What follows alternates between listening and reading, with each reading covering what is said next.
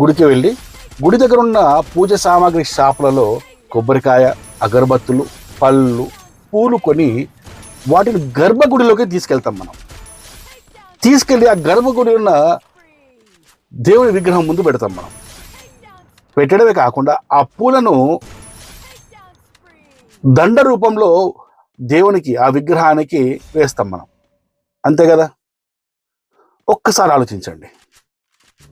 గుడి దగ్గర పూజ సామాగ్రి అమ్మే షాపు ముస్లిం వాళ్ళదైతే జుమ్మా కదీన్, జుమ్మా కదీన్, జుమ్మా జుమ్మా అని వారంలో ఎప్పుడు స్నానం చేస్తాడో తెలియదు.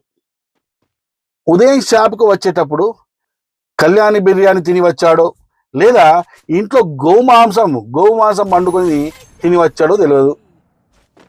వాడి చేతులతో ఆ పూజ సామాగ్రిని కొని